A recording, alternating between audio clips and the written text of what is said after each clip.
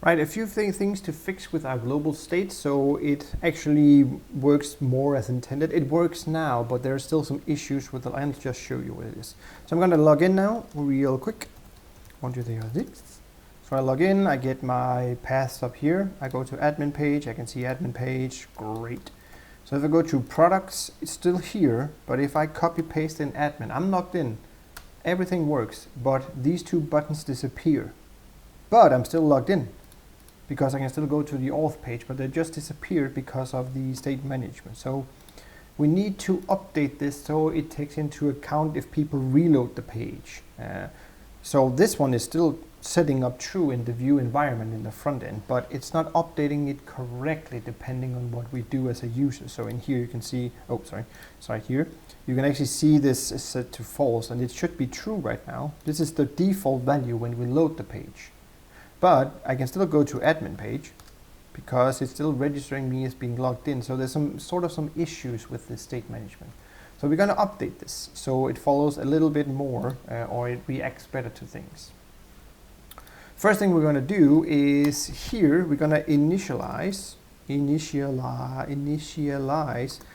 is logged in is logged in from local, I can't spell today, local storage, or default to false if that doesn't work. I'm going to create a const called is logged in from storage, and I'll set this to that one here.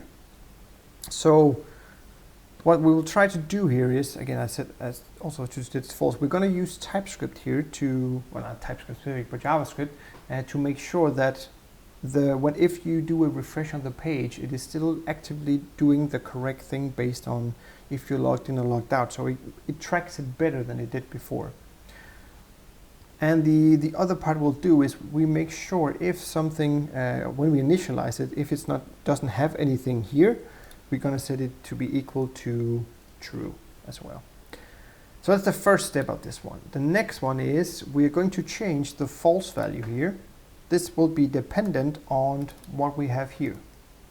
So copy this name down like so. So instead of just going from true false here, we're going to use this instance or this variable up here to make sure it changes correctly. That's the first step of this one. That's the second step of this one. And the last one we're going to do is inside view, we have something called a watch. And wonder why this watches for changes. Oh, there we go. And updates the local storage accordingly and correctly for this one. So I'm going to start typing it out and we will see a few errors here. And we're using the watch here, parentheses, open, close, and inside, parentheses, fat arrow, curly brackets. And now, just like you do with on before and so on mounted and all these things. So immediately after the fat arrow notation, we're going to do state.isLoggedIn. And since we're doing a function here, we can't pass through a parameter. And the one I'm going to pass through is just a new value. It doesn't really matter what it is here. You can name it whatever. New value is probably not the best, but whatever. And then I'll do local storage.setChange, and I'm going to just type this out, and I'm going to contact the isLoggedIn up here, and I'm going to convert this, or not convert this, I'm going to set the string value for this, not like this, it's close, but not true. I'm going to convert it into a string to make sure that it is of type string, instead of just doing, because here we have the string version of true, and then the other one for false. Oh, here, I have an error here, so make sure you remember to attach the fat arrow notation here as well. So immediately after this one here. Good.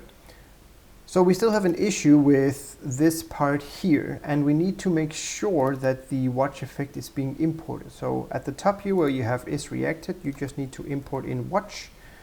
Oh, not watch effect, just watch. Apparently it copied too much, so now this line disappears.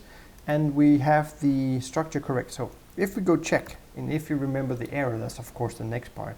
That is that when I refresh the page with, oops, not that, I go to admin page, and I switch pages, and I just punch in the actual one, this one disappeared, or if I refresh page, these one would default to false, so there would be gone. But since we now set up a global state that keeps track of this for any changes, so in our case, tracks what actually is in the local storage, we can make sure that it is doing the correct thing based on the information it has, instead of the initial information it has when we load the page, which would be false. So that's a way to make sure or improve your global state here for the issues are logged in.